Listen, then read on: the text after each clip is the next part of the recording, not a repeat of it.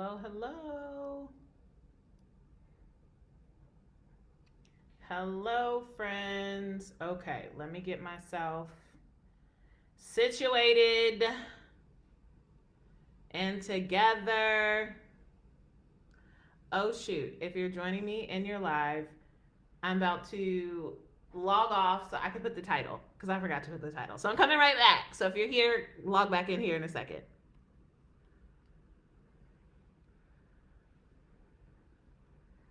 All right. Hey, Facebook folks. If you're here, just give me 1 second so that way I can get set up on IG.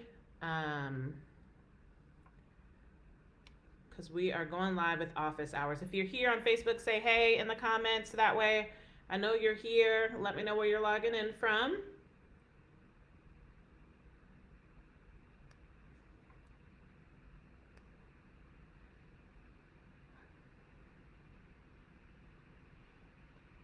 All right.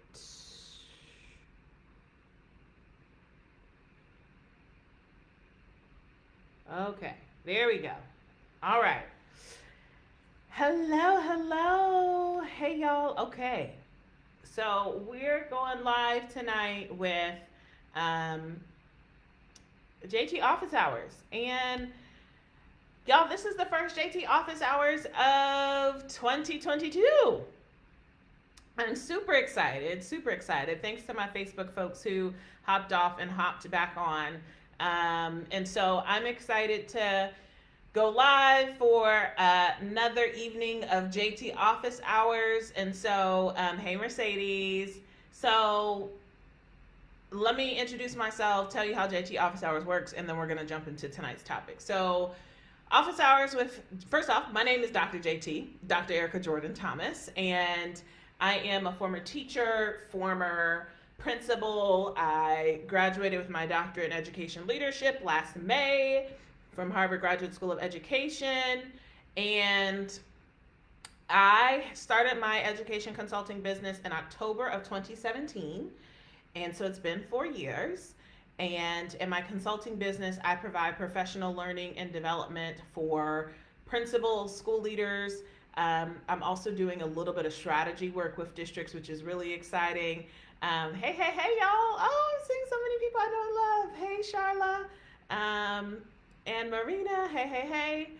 And so started my consulting business 4 years ago, was a principal at the time, so I was working full time. So you can start your business while still working full time. I then left the principalship to go to school full time to complete my doctorate. So I was in school for full time for another 3 years.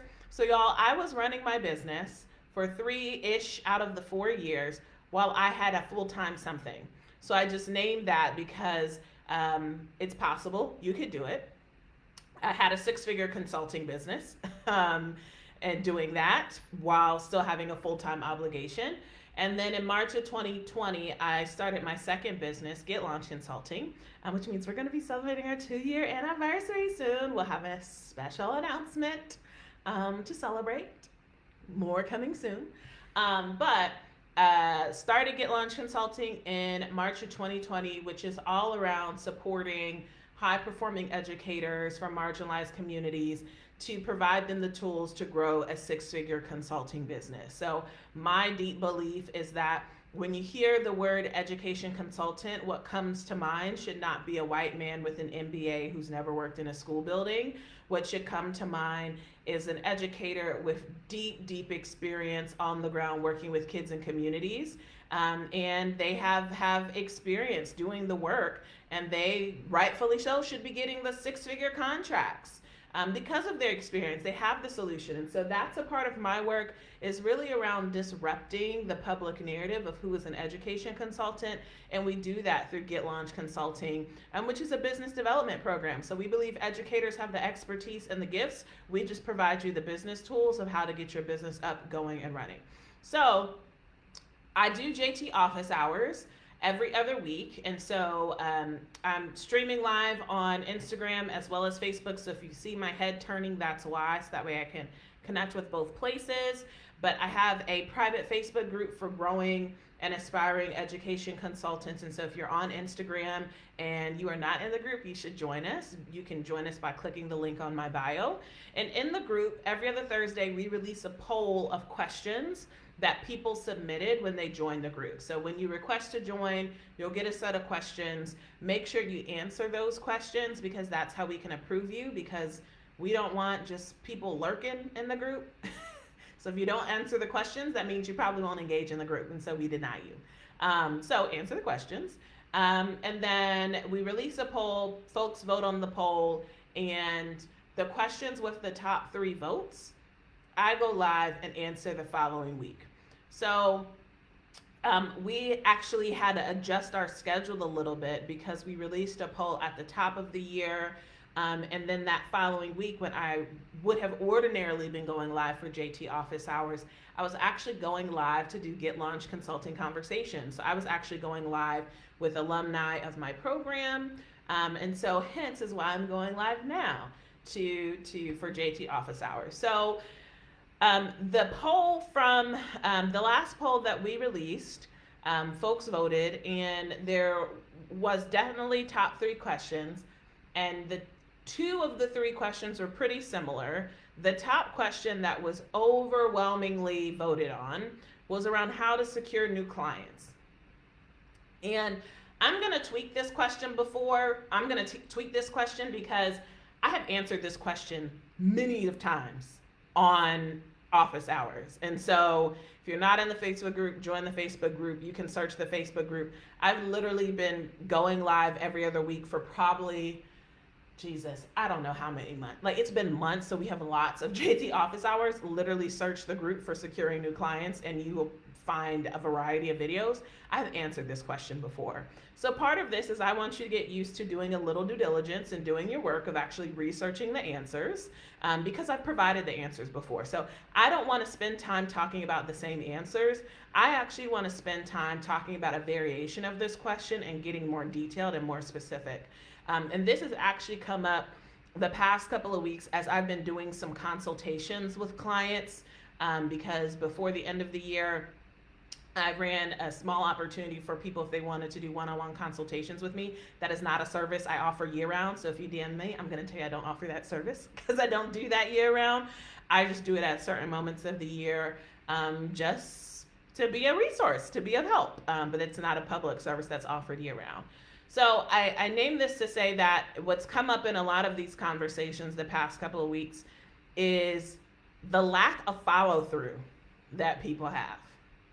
So I wanted to talk about this tonight and have this conversation, because this is where I'm seeing people get tripped up in their journey of building their clientele, of building their pipeline, is they're doing all these things, but they have little to no follow-up. And that is what is serving as the bottleneck in their business. That's what's preventing them from getting clients, is they will do the webinar, they'll present at the conference, they will, do the thing, and then they don't follow up. And I'm like, that's why you ain't getting clients, because you ain't following up. Like, that's like going on a date with somebody and then you don't text them afterwards. Like, you go on a date, you had great conversation, the meal was good, you was like looking googly-eyed at each other, and then afterwards you don't send a text. Where they do that at?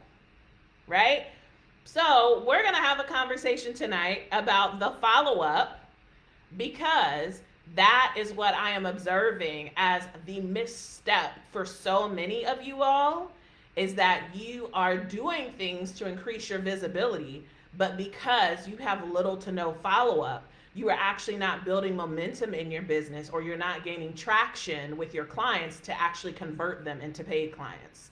So here's the thing. I just want to name this just because I found it to be a helpful norm. So for my IG folks, if you're with me, I see you're already starting to do this. If I say something that hits, if it resonates, let me know by hitting the hearts. On the side, I'm already seeing folks starting to hit the hearts. That's good feedback for me. If there's questions that you have during our conversation related to what we're talking about, go ahead and drop those into the chat and I'll answer those. And one of my core values is authenticity, and I come from a culture of verbal affirmations, and so I'll give a amen or a yes. And so please feel free to do that in the chat, just as a way to interact and build community with one another. I'm already starting to see folks use the chat in that way, and just want to continue to encourage you to do that.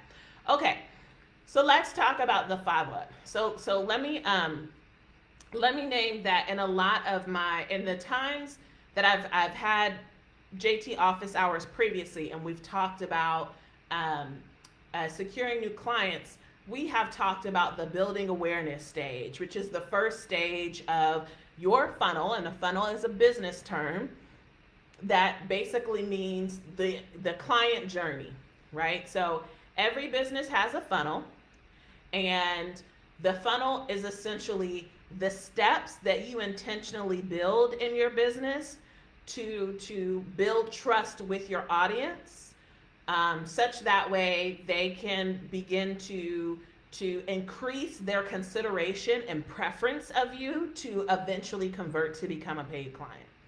So in the JT office hour videos that I've previously had this conversation, I talked a lot about the top of your funnel, which is building awareness. So if you have questions about that, if you're not in the Facebook group, join the Facebook group. If you're in the Facebook group, search in the group of securing new clients, and you can see those previous conversations, office hours, around building awareness.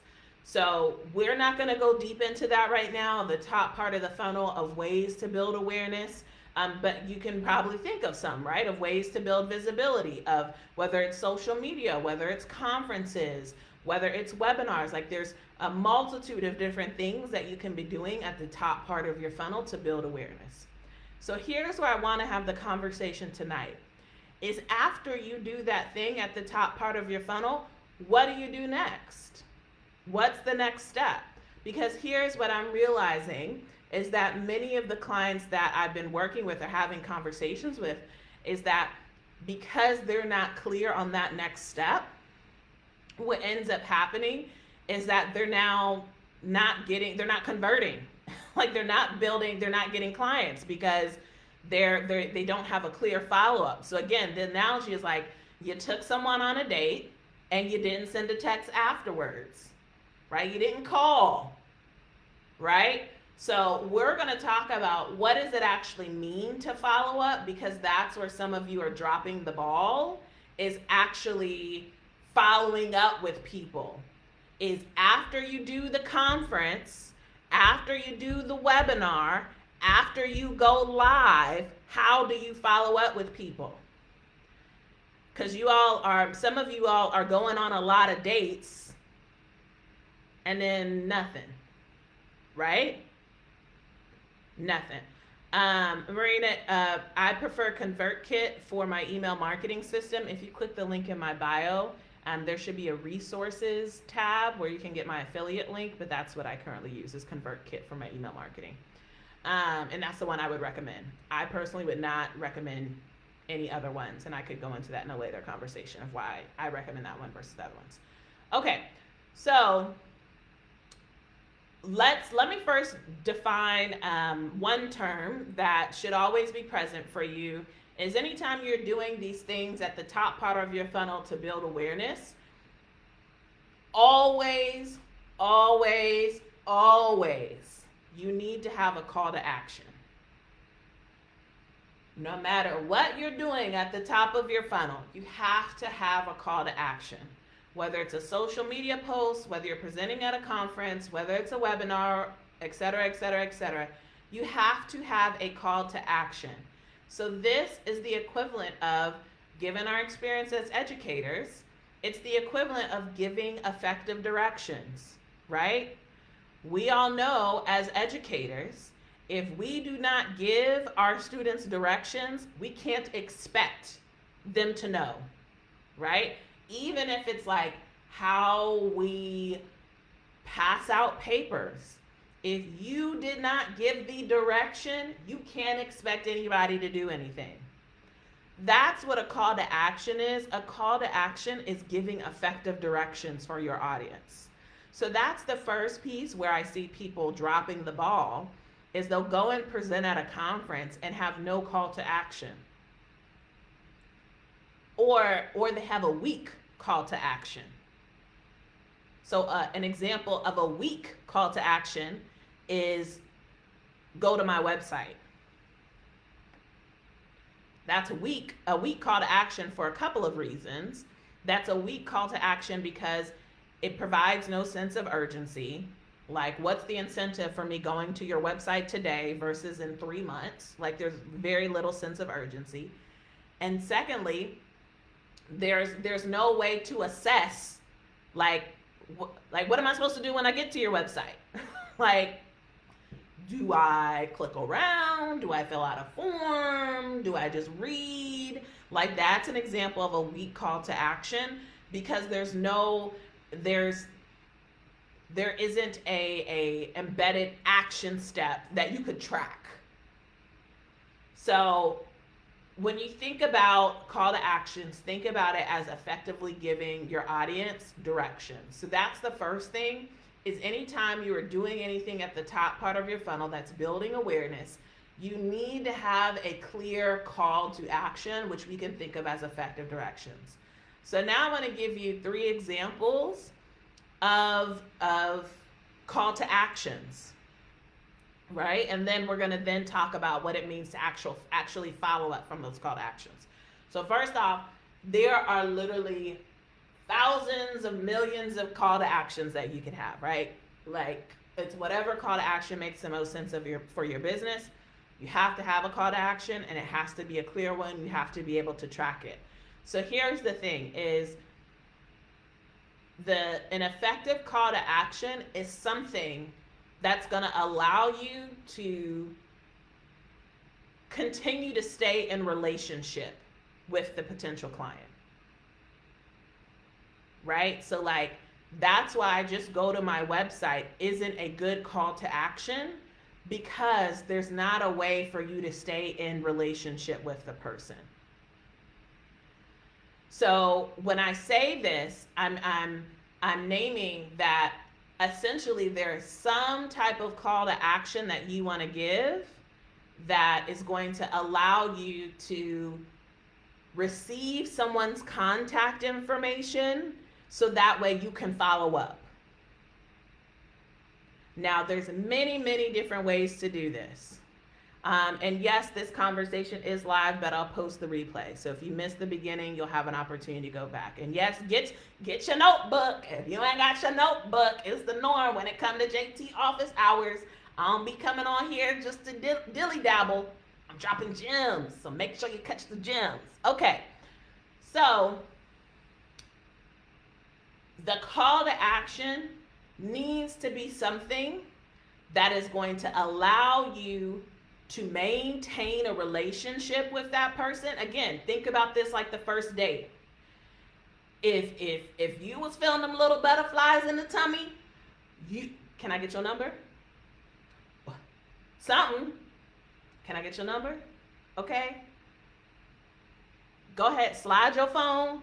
Go ahead, put your number in my phone so that way we can stay in contact, right? So again, using this dating analogy of like, you want to stay in contact and stay in relationship, because that's what's going to allow you to follow up. Now, using that's how you want to determine your call to action, right? So your call to action, there's many different ways that you can be gathering contact information to stay in relationship. And it doesn't always have to sound like, give me your email address, right? Like sign up for my mailing list is one example of a call to action, right? And that's a direct, it's a direct ask for contact information. So that is one example, right? Another example though could be sign up for my webinar, right? Where it's not a direct ask for contact information, But in order for people to sign up for the webinar, they have to provide their contact information. And there's, ways that you want people to opt into your emails and all that stuff. But that is another example of a call to action that isn't a direct ask for the contact information, but you're asking for contact information, but they get something in return in exchange, right? So that's the one thing about your call to action is you want to be really clear around what is the value of if the person follows through with those directions, what they're going to get. So like if you do a join my mailing list, you need to be really clear with your audience of what the value is of being on your email list, right? So that's why that one isn't always attractive as a call to action, right? Like that's like, you want to go to the movies or you want to go on a trip, right? Like a call to action of join my email list is like we going to the movies, which I mean, it could be exciting, but it's like, oh, you want to take me on a trip? That's the webinar. The webinar, are we going somewhere? Let me pack my bag, right? So that's why I just named that as that's the opportunity for you to think about that next step. The more you can make it clear in the value, the more people are going to be interested and motivated to take that next step and follow the direction, right? And so it could be a webinar, and that also creates a little bit of urgency, right? Like if the webinar is happening in 2 weeks, come on, like if you don't sign up, you're gonna miss it, right? So that creates a little bit of urgency. So I just gave you 2 examples of call to actions of join my email list, sign up for a webinar, and then a third example of a call to action, and actually back up. The call to action of a webinar, you can make it more general that they're like registering for something. So you decide, I don't want to do a webinar, but I want to do a workshop, or I want to do a book talk, or some type of event, or whatever. Like, I'll just leave that one more open of that they're registering or applying for something. And then the third example of a call to action could be that people book a consult call with you. So some people call them discovery calls, some people call them consult calls, and with that one, people get excited to have the opportunity to connect directly with you. As you may have probably seen in one of my recent posts, if you want to have some type of qualifier for your consult calls, because, and this is, this is where you can think about it, right? Like if your business is providing professional development for math educators and you're presenting at a math conference, like the fact that you're at a math conference is the qualifier, right? Like you pretty much know that everybody in the room in some way, shape, or form has some type of connection or attribute of your target client, right? So that could be I'm just naming this because if your top part of your funnel, if it's already narrow in terms of putting you in front of your target client, that in itself might be the qualifier. But if you're just going live, meaning you're going live on Facebook or Instagram, where anybody could join and they may or may not be your target client and you're offering a discovery call, you might either want to have them pay a fee or a deposit for that discovery call, and or have them complete a form. And on the form, you essentially have the questions that are indirectly like your criteria for working with you. And then you review the form, and then those who meet your criteria, you then send them the link to book a consult call or a discovery call. So those are 3 examples of calls to action. So that's the first step in being able to follow up, is if you are doing things at the top part of your funnel and you have no call to action, you are losing money. You're leaving money on the table.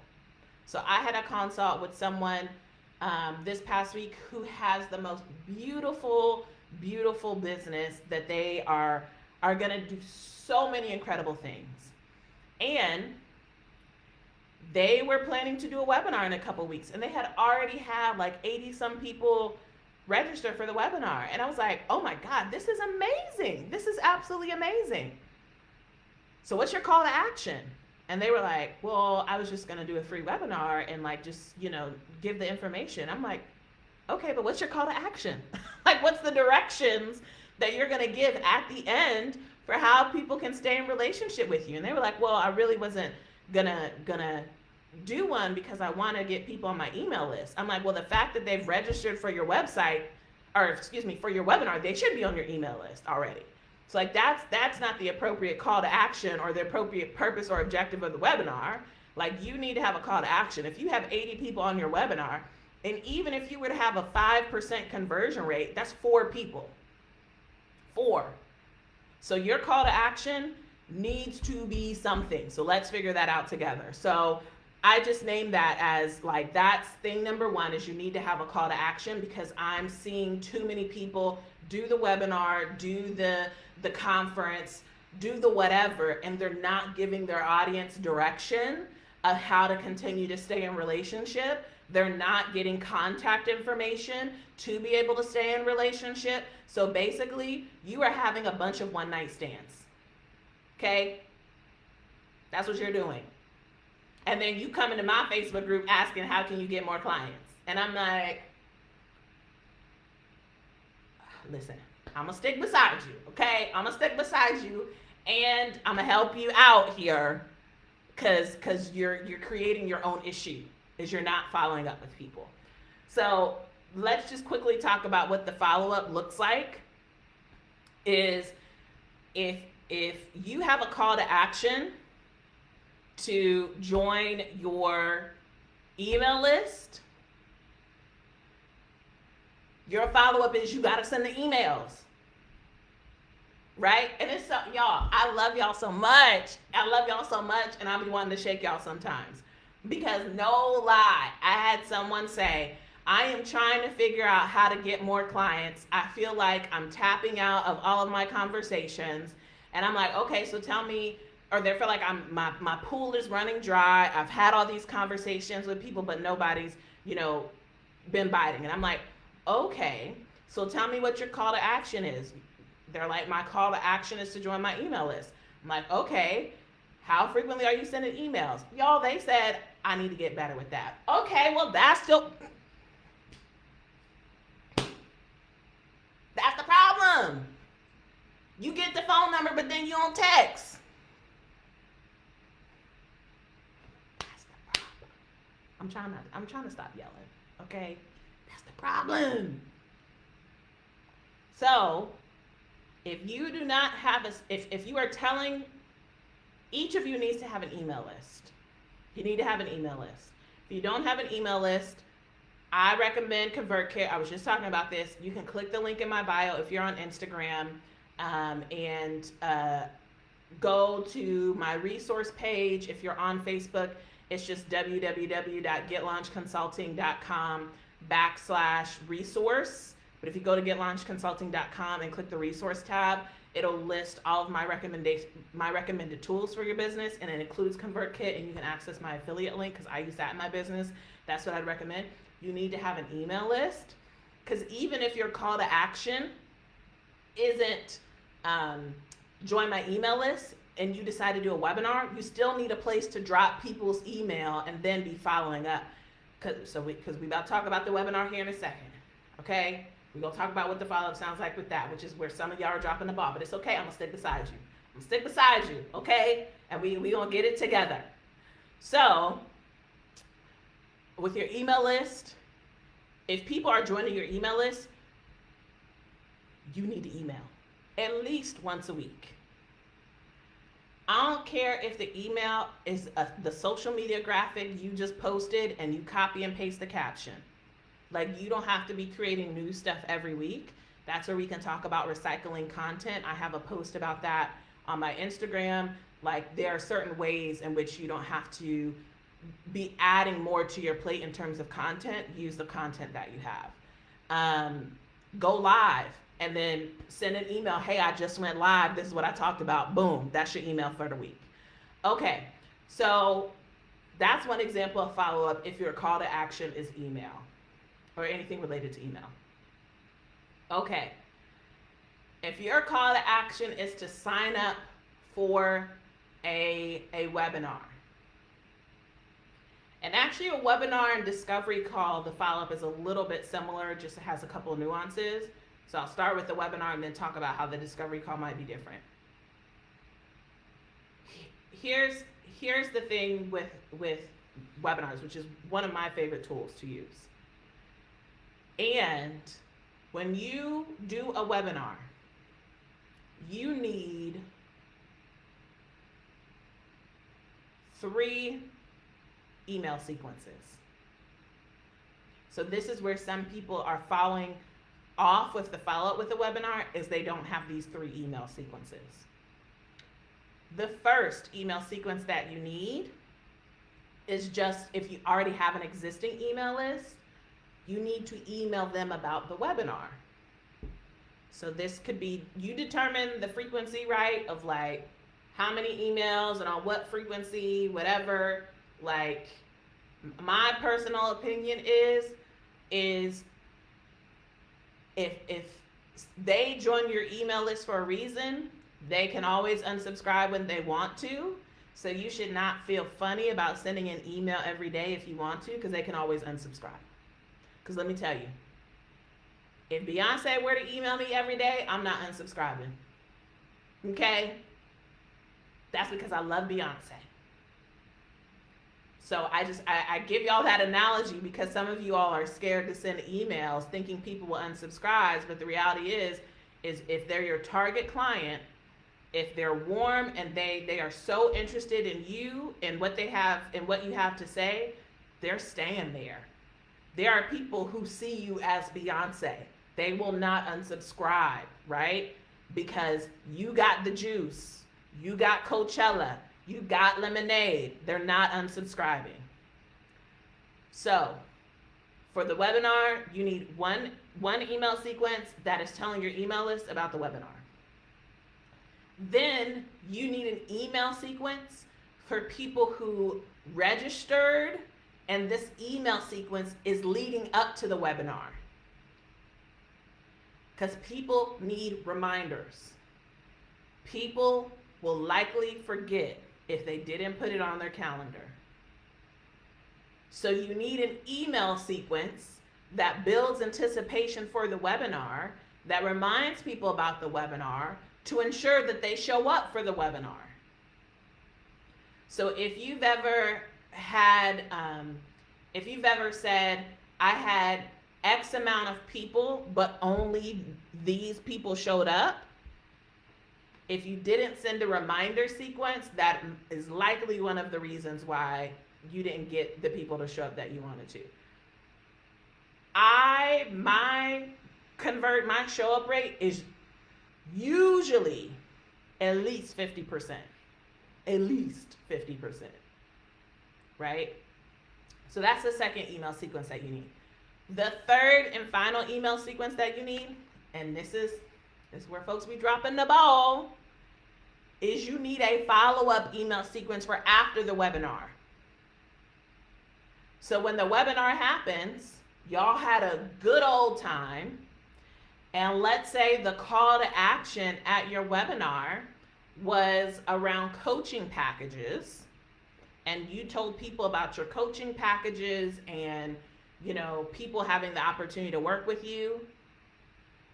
Your email sequence that follows up after the webinar is reminding people about your coaching package and reminding them that they have a limited opportunity to be able to sign up for a coaching package. Here's what I want y'all to know. When I do webinars, about, I would say probably 80% of the people who I convert on the last day. So if you are not sending a follow-up email sequence after your webinar, you are leaving money on the table. You're leaving money on the table. The discovery call process is similar. So with the discovery call, You would want to send people reminders leading up to the discovery call. If they need to come prepared with anything, you want to include that in the email. And then after the discovery call, you want to follow up with people depending on what, the call to action was at the discovery call. So if you have the discovery call and then you were going to send the proposal, you send the proposal. I've talked about this on my social media. Your proposal should always include an expiration date. So, this proposal expires on this date. I typically put 2 weeks out from the date that I send. You determine your own timeline. But that 2-week period from when you send to versus when the proposal expires, you need to be following up, right? And so the first email might sound like, hey, I sent the proposal, I just thought about this article that, given our conversation and the work we might potentially do together, I thought about this article I just wanted to share. I look forward to hearing your feedback. So that first, again, going back to our little dating analogy based on the chat, I'm seeing the feedback we like in my dating analogy, right? That first text is, it's like, thank you for the dinner. I had a great time. I enjoyed our conversation. Like, it's you playing it cool, right? Like we ain't super thirsty, even though we might be thirsty. Like we ain't coming off thirsty. We playing it cool, right? And then the next one, that's when you might pivot into the reminders where you say, hey, and maybe you send one a week before that deadline if you still haven't heard feedback. Hey, just want to just want to remind you, the deadline for when the proposal expires is this Friday. Let me know if you have any questions. I look forward to hearing your feedback. Send one the day before if you still haven't heard anything, and then send one the day of. Hey, just a reminder, the proposal that I previously sent expires today. I would be so excited and look forward to working with you. Here's, that I just wanted to send you this brief reminder that it expires today. Let me know if you got feedback, right? Now, because y'all on my joining me live, I'm gonna share with you a little Jedi trick, okay? Share with you a Jedi trick. If you really want to be fancy, you could include in one of your email sequences, whether it's leading up or if it's on the back end of the follow-up, you could include a video, right? That's like the equivalent of sending some flowers, okay? Rather than just like reading an email, they can click play on a video and you can just, read what you would put in the email, or you can share something else. You could share a story or whatever. So I just named that as that's one way to create a personal touch in your follow-up, is you could include a video if you wanted to. So those are just some examples of follow-ups that I just wanted to come on and share tonight. So I'm going to stick beside y'all. But if you don't take nothing else from this conversation, I need you to take the urgency around and the importance around following up. When you are building awareness, so just a quick recap, if you just joined us, don't worry, you'll have access to the replay. I'll post the replay, but just a quick recap. And this is the last call. If you got questions, put them in the chat now. I don't think I saw any questions, but if you got a question, it's the last call for questions because we're getting ready to wrap up.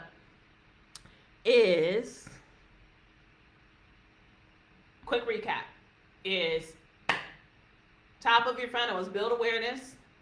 If you're not in the Facebook group and you're wondering how to build awareness, go to the Facebook group. If you're on IG, click the link in my bio and you can join the Facebook group. Make sure you answer the questions because that's how we accept you. And then search the group for securing clients and you'll find a number of videos where I'm talking about how to build awareness because I've answered that question before. And then whatever way you choose to build awareness, we talked about that could be lives, it could be webinars, it could be presenting at conferences. There needs to be some type of live content there. So that's a whole nother conversation. But whatever the strategy is that you pick, there needs to be a clear call to action, which we talked about. The call to action needs to be something that's going to allow you to stay in relationship with those clients, that person, whatever. So go to my website was an example we talked about. Is not an effective call to action because you can't track that, you can't measure that. Once someone gets to your website, what are they supposed to do? And we talked about how call to actions are an example of giving clear and effective directions, which we know how to do very well as educators. Give a clear call to action. And then once you give the call to action, depending on the call, well, not depending on the call to action, what I was going to say is you have to have some type of follow-up, and the follow-up depends on your call to action.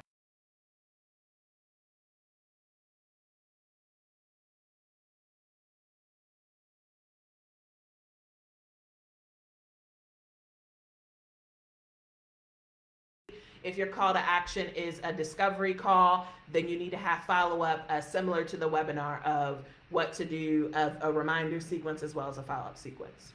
All right, y'all. That's it. That's it. I appreciate y'all for joining me tonight. This was a great conversation. I always get really excited by this, if you couldn't tell. This makes me really, really excited. And just wanted you all to know that if you've been following me for a minute, you likely know that I have a program called Get Launch Consulting, which is my 9-month business development program for high-performing educators from marginalized communities. And I kind of talked about this at the beginning of the video, that our whole mission is to really disrupt who is an education consultant. And so I want you all to know that if you have been eyeing the program and you haven't made the move yet, we are going to be doubling the price. Okay? Yesterday's price is not about to be today's price. Okay? So I want to make sure that everyone knows this, because the day we raise the price, I don't want nobody in the support email talking about they ain't know, can they get on the old, because they ain't know about the new. And we will politely tell you, no ma'am, no sir, no fam. Okay? So I want to make sure everyone knows. And I also wanted to share with you all that, a lot of what I've been hearing from folks is their concern around just making an investment in themselves. So people just nervous to do that. Or they have reservations where they feel like they need to save up first. So I've heard you guys, and because of that, I have intentionally built a relationship with a third-party funder. And I'm really, really picky in particular about third-party funders. And so I made sure I did my due diligence to pick one that I could align myself with and I would feel good about aligning with. And I have found that partner. And so we have a third-party funder available who will work with you to think through funding options so that way you can have a low, affordable monthly payment. We have that available. So that way it can take that I need to save, I don't have access to off the table. We can get you an option that works for you. So I say all that to say is that this is the time to apply. If you have not already done so and you've been thinking about it, this is the best time to apply, because this is the lowest that you will ever see of the required investment for the program. And you'll receive all the details and information about that. If your application is accepted, we'll give you all the details. But this is the lowest that you will ever get to work with me and my team. And even when we double the price, it's still a steal. So I just want you to be aware of that. However, I'm just doing GP just to make sure you're clear. So on Instagram, you can click the link in my bio to apply. If you're on Facebook, it's linked in this post. getlaunchconsulting.com/apply. Complete an application. It's brief. Tell me about yourself. Show me your receipts, because I'm only committed to working with high-performing educators. Okay? High-performing, because as a principal, I have non-renewed educators. Not every educator is high-performing. However, I am willing to bet that if you're listening to my live right now, and you've been following me, and you are so passionate about kids that you have that little high performance element, unicorn energy, I want you to apply. So thank you all for joining me tonight. I'll post the replay in case you had to join us late or you missed a part of it. And let me know in the comments any ahas after you go back and watch the replay. So thank you for joining me. Apply, click the link in my bio or click the link in this post so that way I can review your application. And I'm super, super excited to work with you. Look, someone caught the meta learning. Someone caught the meta learning in the chat because I'm going to practice what I preach. So if you was listening to our conversation and if you was on the balcony during this conversation, you would have just saw what I did, okay? And somebody caught it. Awesome, awesome. All right, have a good evening, y'all. I will chat with you soon. Be safe, be well.